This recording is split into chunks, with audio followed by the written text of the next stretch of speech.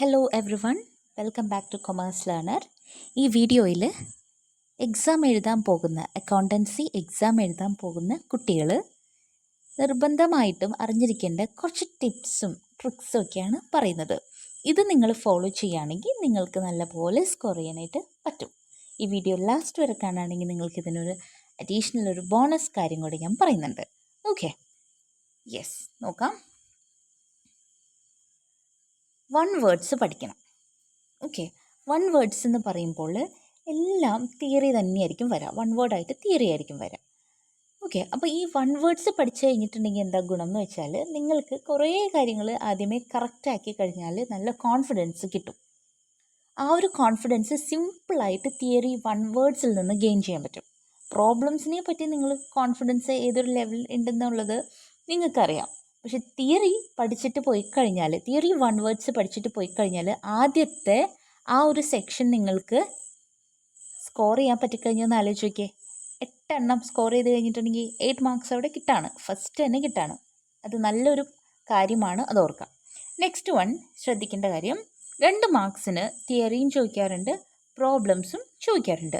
Theory കൂടുതലും first ചാപ്റ്ററിൽ നിന്നും സെക്കൻഡ് ചാപ്റ്ററിൽ നിന്നുമാണ് ഈ 2 മാർക്സിൻ്റെ ചോദിക്കാറ്. അതിൻ്റെ വീഡിയോൻ്റെ ലിങ്ക് ഞാൻ ഇടാം കേട്ടോ. ഓക്കെ, നിങ്ങൾക്ക് കാണാം, ഓൾറെഡി നമ്മളൊരു വീഡിയോ ചെയ്തിട്ടുണ്ട്. പിന്നെ 2 മാർക്സിൻ്റെ പ്രോബ്ലംസും എക്സാമിന് വരാറുള്ളതാണ്. ചെറിയ ചെറിയ പ്രോബ്ലംസ് ആയിരിക്കും വരാം.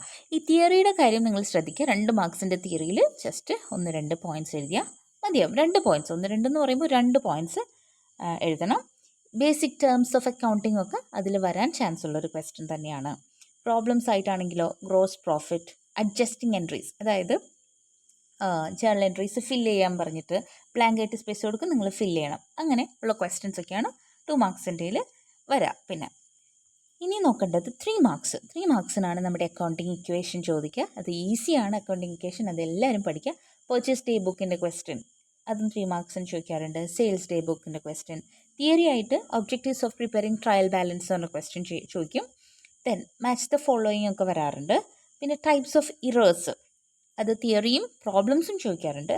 പിന്നെ ഒബ്ജക്റ്റീവ്സ് ഓഫ് അക്കൗണ്ടിങ് പഠിക്കണം, ഇമ്പോർട്ടൻ്റ് ആണ്, തിയറി ക്വസ്റ്റ്യൻ ആണ്, ചോദിക്കാറുണ്ട്. Reasons for difference between cash book balance and pass book balance, ഇതും തിയറി നോക്കിയിട്ട് പോകണം. 3 മാർക്സിൻ്റെ ക്വസ്റ്റ്യൻ എഴുതുമ്പോൾ ശ്രദ്ധിക്കേണ്ട കാര്യം, ഫോർമാറ്റ് കൃത്യമായിട്ട്, 3 മാർക്സിൻ്റെ മാത്രമല്ല കേട്ടോ, എല്ലാത്തിൻ്റെ ഫോർമാറ്റ് നല്ല കൃത്യമായിട്ട് ചെയ്യുക. അതേപോലെ നീറ്റ്നെസ് വളരെ ഇമ്പോർട്ടൻ്റ് ആണ്. നീറ്റായിട്ട് വേണം നിങ്ങൾ ആൻസർ എഴുതാൻ.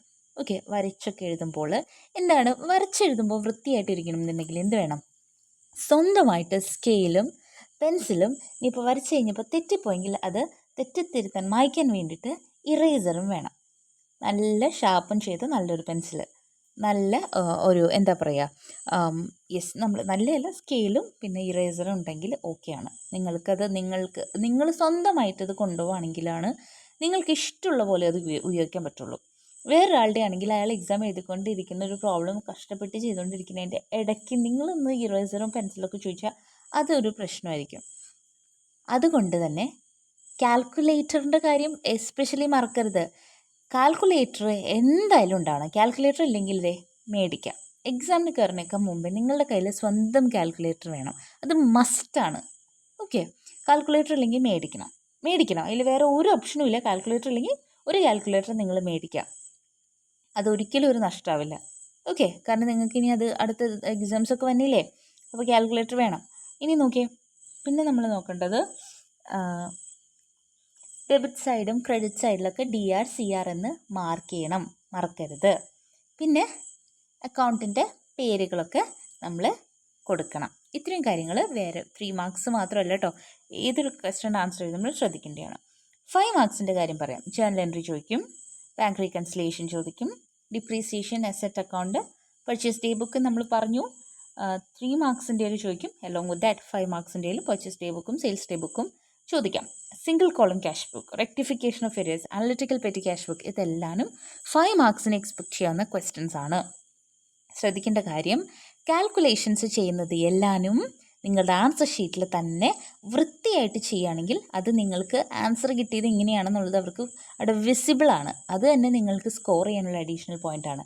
എല്ലാ കാൽക്കുലേഷൻസും ആൻസർ ഷീറ്റിൽ സൈഡിൽ നല്ല ഭംഗിയായി നല്ല വൃത്തിയായിട്ട്, അതായത് നിങ്ങളുടെ ഒരു റഫ് ഷീറ്റ് ചെയ്യുന്നതിൻ്റെ ഒരു കെയർലെസ്നെസ് കാണിക്കാതെ നിങ്ങളുടെ മെയിൻ എക്സാമിൻ്റെ നിങ്ങളുടെ ആൻസർ ഷീറ്റിലാണ് ചെയ്യുന്നതെന്നുള്ള സീരിയസ്നെസ്സിലിരുന്ന് എന്താ പറയുക ചെയ്യാം. ഓക്കെ. പിന്നെ 8 മാർക്സിൻ്റെ ഏതെങ്കിലും ഒരു ക്വസ്റ്റ്യൻ ആയിരിക്കും ആൻസർ ചെയ്യേണ്ടിയുള്ളൂ. ഡബിൾ കോളം അല്ലെങ്കിൽ trading and P&L account. Trading and P&L അക്കൗണ്ടൊക്കെ നല്ല ഭംഗിയായിട്ട് വൃത്തിയായിട്ട് പഠിച്ചിട്ട് പോയി കഴിഞ്ഞാൽ നമുക്ക് നല്ല എന്താ ടാലിയൊക്കെ ആക്കാൻ പറ്റും. ടാലിയൊക്കെ കഴിഞ്ഞിട്ടുണ്ടെങ്കിൽ നല്ല നമുക്കൊരു പ്രത്യേക സന്തോഷമൊക്കെ കിട്ടും. അപ്പോൾ ഞാൻ എൻ്റെ എക്സാമിന് എനിക്കിപ്പോഴും ഓർമ്മയുണ്ട്, എൻ്റെ എക്സാമിന് ആദ്യമായിട്ട് ടാലിയായി. +1 അക്കൗണ്ടിങ് എക്സാമിന് ഫസ്റ്റ് ടൈം ടാലിയായി. അപ്പോൾ ഞാൻ സന്തോഷിക്കുകയാണ്. അപ്പോൾ ഞാനിങ്ങനെ ടാലി ആയല്ലോ എന്നൊക്കെ പറഞ്ഞ് ഇങ്ങനെ കൈയും കാലൊക്കെ ഇങ്ങനെ പൊക്കാണ്. കൈയും കാലല്ല കേട്ടോ, കൈ മാത്രം പൊക്കി. അപ്പോൾ എൻ്റെ ടീച്ചർ വന്നിട്ട് എന്നോട് ചോദിച്ചത് എനിക്കിപ്പോഴും ഓർമ്മയുണ്ട്, എന്താ മോളെ ഇവിടെ ഇരിക്കാൻ കംഫർട്ട് അല്ലേ എന്ന് ചോദിച്ചു. സീറ്റ് മാറ്റി തന്നെ എന്ന് ചോദിച്ചു. അതുകൊണ്ട് സീറ്റ് മാറ്റണ്ട, ഇത് ടാലി ആയതിൻ്റെ ഒരു സന്തോഷത്തിൽ കൈ പൊക്കിയതാന്ന് പറഞ്ഞു. അപ്പം എല്ലാവരും അങ്ങനെയാണ്, ടാലി ആകുമ്പോൾ സന്തോഷം പ്രകടിപ്പിക്കാറുണ്ടെന്ന് പറഞ്ഞു.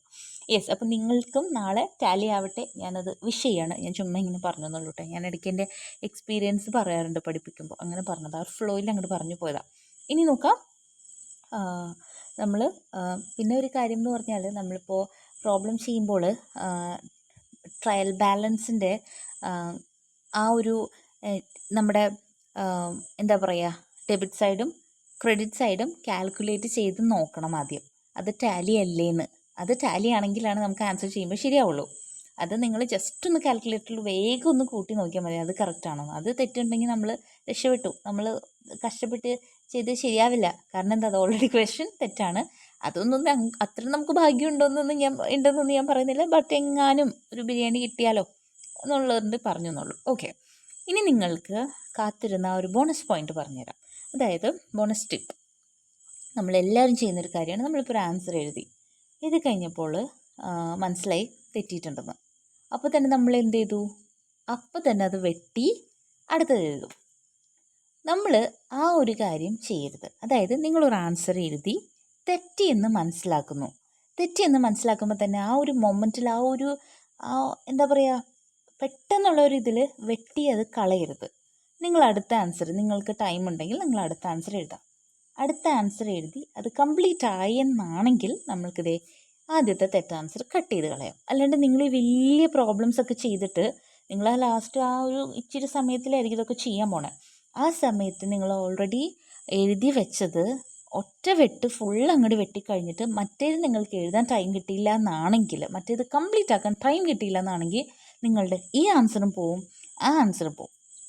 അപ്പോൾ നിങ്ങൾ ചെയ്യേണ്ട കാര്യം, മറ്റേത് കംപ്ലീറ്റ് ആയിട്ട് നമ്മൾ പുതിയ ഉത്തരം എഴുതി കഴിഞ്ഞിട്ട് ഓക്കെ ഇതെനിക്ക് സ്കോർ ചെയ്യാനുള്ളത് ഇതിലുണ്ട് എന്നാണെങ്കിൽ മാത്രം പഴയ ആൻസർ തെറ്റായി പോയെന്നുള്ള ആൻസർ ഒറ്റ വെട്ടിൽ വെട്ടാം.